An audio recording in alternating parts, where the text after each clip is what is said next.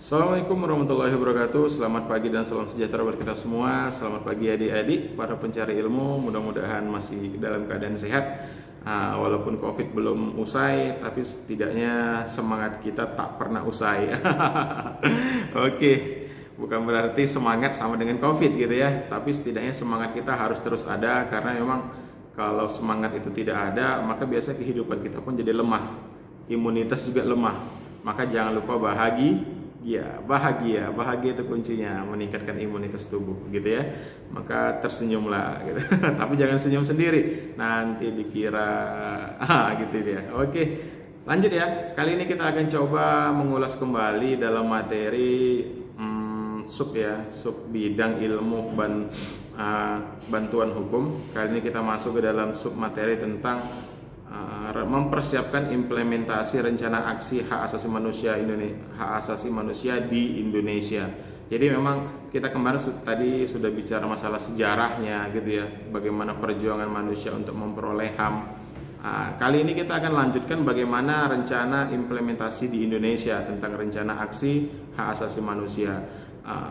Agenda ini sebenarnya sudah dilirik ya di Indonesia sejak deklarasi PBB.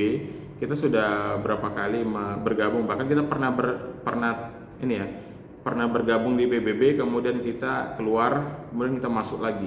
Dan kita dalam mengadopsi hak asasi manusia itu juga sudah beberapa kali jenisnya gitu ya. Ada yang parsial sebagian, kemudian ada yang full semuanya kita serap, namun kembali lagi kita ke sebagian-sebagian, karena ternyata Indonesia dalam pemahaman hak asasi manusianya itu sangat dipengaruhi dengan kondisi budaya gitu ya.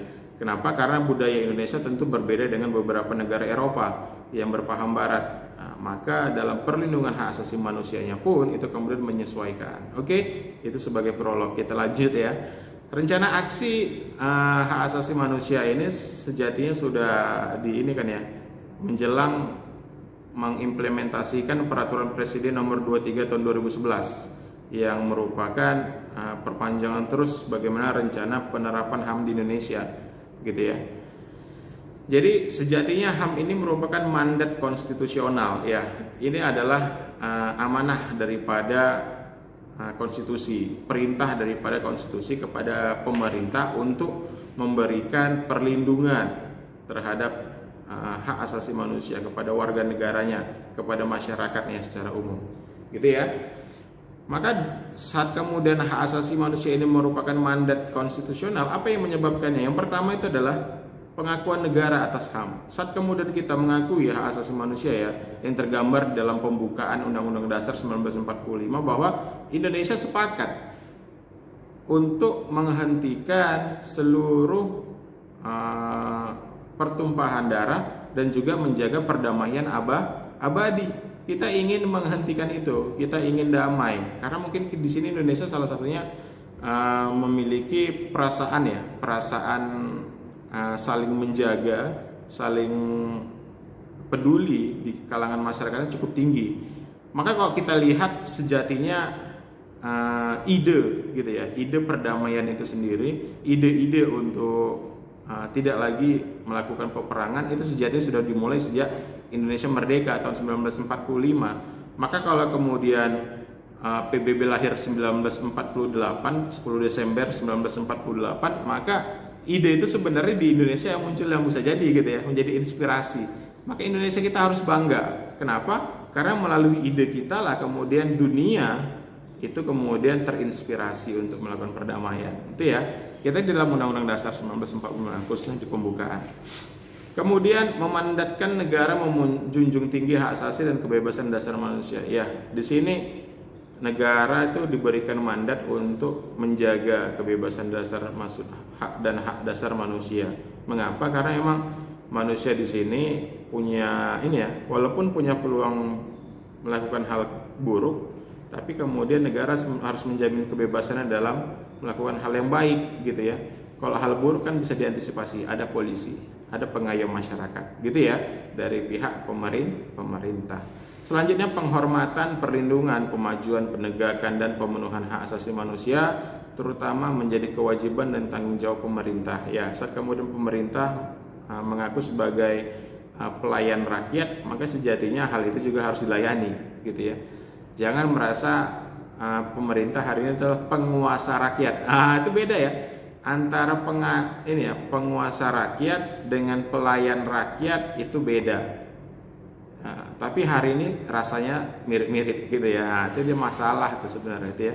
Maka kita harus saat kita menjadi pemimpin, kita harus menjadi pribadi yang bisa masuk lah sebagai pelayan, bukan sebagai penguasa. Kalau penguasa seolah-olah semua dimiliki gitu ya. Itu menjadi permasalahan juga. Kenapa? Karena setiap orang sejatinya di Indonesia ini dilahirkan dengan kesederajatan yang sama. Apapun kondisinya, harkat martabatnya sama, harus dijaga, berhak atas perlindungan hak asasi manusia, tanpa diskriminatif. Itu penting gitu ya. Jangan dikit-dikit kita kemudian konflik seperti itu. Maka dari fungsi negara tadi itu memberikan penghargaan dan penjagaan terhadap harkat martabat manusia, maka manusia pun itu timbul pula kewajiban baginya. Apa itu? Untuk menghormati hak asasi manusia orang lain. Jangan merasa kita bebas, ya udah sebebas-bebasnya. Hari ini kan muncul ya, dicerminkan pula dengan kegiatan internasional hari ini. Prancis gitu ya, membuat salah satu media Prancis itu membuat karikatur Nabi Muhammad Rasulullah Sallallahu Alaihi Wasallam, Nabi junjungan umat Islam, dibuat karikatur, dan presidennya nggak menolak, malah ya udah nggak apa-apa, itu adalah kebebasan berekspresi. Ini masalah gitu ya, saat kemudian kebebasan berekspresi digunakan untuk mencemooh, mengolok-olok agama orang lain, itu menjadi kebebasan yang melampaui batas gitu ya. Itu juga tidak dibenarkan, seolah-olah sah-sah aja, padahal itu adalah pelanggaran terhadap asasi manusia. Jadi itu penting ya kita karena sejatinya agama ini bukan berarti, walaupun agama ini mengatur sifatnya pribadi, namun agama Islam ini atau agama kita semua itu sejatinya adalah suatu komunitas masyarakat gitu ya. Kalau kemudian kita katakan itu adalah urusan pribadi masing-masing, tidak. Saat kemudian contoh lah, ada nggak yang berani merusak Vatikan dalam unsur kepribadian? Nggak bisa. Vatikan itu milik seluruh umat, kan gitu, umat Kristiani kan gitu. Maka jangan diganggu dan jangan diolok-olok seperti itu ya. Itu penting untuk menjaga yang namanya ketertiban, karena sejatinya kita bicara hak asasi manusia, kita juga berbicara bagaimana kita menjaga hak asasi orang lain, gitu ya, menghormati demi tertibnya kehidupan bermasyarakat, berbangsa, bernegara. Karena saat kemudian itu saja kita tidak bisa maka muncul gerakan yang lain hingga hari ini gitu ya. Jadi ada pula yang menginjak muka poster wajahnya Presiden Prancis dipijak-pijak, bendera dipijak-pijak, kan jadi jadi masalah, jadi pergejolakan. Hal ini sejatinya harus kita hindari. Harusnya sebagai pemimpin ya suatu negara tak layak juga kemudian melakukan hal-hal yang seolah-olah merendahkan orang lain, sebagian orang lain yang minoritas, padahal minoritas itu bisa jadi penentu atas suatu kebijakan Anda gitu ya. Selanjutnya apa yang kemudian lahir dari rencana aksi ini? Targetnya itu adalah bagaimana kewajiban pemerintah itu ada dua. Yang pertama itu adalah bertanggung jawab, menghormati, melindungi, menegakkan dan memajukan hak asasi manusia. Itu kemudian menjadi tuntutan gitu ya, atau tanggung jawab pemerintah berdasarkan Undang-Undang Hak Asasi Manusia tanggal nomor 39 tahun 99 gitu ya. Kemudian meliputi langkah implementasi yang efektif dalam bidang hukum, politik, ekonomi, sosial, budaya, pertahanan, keamanan, dan bidang lainnya. Ini menjadi amanat. Jadi salah satu materi kita hari ini merupakan materi yang kemudian diamanatkan oleh Undang-Undang Undang-Undang Hak Asasi Manusia untuk dijalankan oleh pemerintah. Maka ini rangkaiannya nanti coba kita akan lihat gitu ya, rangkaian langkah-langkah implementasinya yang mencakup ada dua bagian. Apa aja itu? Yang pertama, obligation of conduct. atau kewajiban untuk mengambil dan melakukan langkah-langkah khusus dalam upaya pemenuhan termasuk mencegah terjadinya pelanggaran. Ini kewajiban untuk mengambil dan melakukan langkah-langkah khusus, obligation of conduct. Maka secara ini ya, obligation of conduct, biasanya negara harus membuat kebijakan atau undang-undang lah, peraturan, kemudian penegakannya. Maka muncullah beberapa organisasi ya, yang kemudian secara hukum mereka ada, seperti diakui keberadaannya. Selanjutnya ada obligation of result, atau kewajiban untuk mencapai hasil tertentu melalui implementasi secara aktif atas kebijakan dan program. Ya, di sini juga kemudian menjadi program ya bagi pemerintah terus menelurkan hingga ke lapisan paling bawah, itu bagaimana penjagaan ya untuk mencapai hasil perlindungan hak asasi manusia secara aktif melalui kebijakan dan program. Maka muncullah program-program perlindungan hak asasi manusia, lembaga-lembaganya gitu ya. Itu menjadi concern daripada pemerintah. Dan ini lahir atas International Law Commission, jadi Komisi Hukum Internasional gitu ya. Maka di sini kita coba lihat, nanti ada beberapa perjalanan rencana aksi hak asasi manusia di Indonesia gitu ya.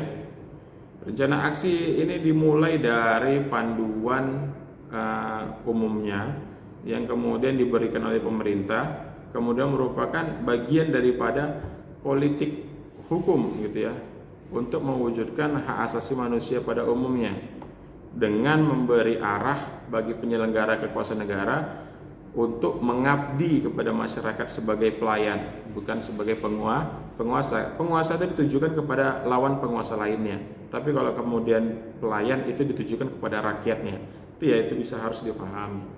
Maka perjalanan Ranaham di Indonesia ini ada 3 fase gitu ya, 3 fase. Fase Ranaham pertama dari 98 ke 2003, Ranaham 2 dari 2004 hingga 2009, dan Ranaham 3 2011 sampai 2014. Ini ya ada 3 fase dalam perjalanannya. Nanti kita akan coba ulas satu persatu di pertemuan selanjutnya gitu ya. Oke, silakan ini ya, difahami dulu dan dipelajari dulu, dicari-cari bahan-bahannya mengenai program Ranaham ini ya, Rencana Aksi Nasional Hak Asasi Manusia. Silakan dicari-cari dan dibaca-baca dulu bagi adik-adik para pencari ilmu. Oke, stay tune dulu di channel kita ya. Sampai di sini pertemuan kita hari ini. Jangan lupa like, share, and subscribe gitu ya. Dan jika ada yang perlu ditanyakan, silakan tanya-tanya jadi kolom komentar. Nanti kita akan coba jawab dalam beberapa sesi ke depan. Demikian pertemuan kita hari ini. Billahi taufiq wal hidayah. Assalamualaikum warahmatullahi wabarakatuh.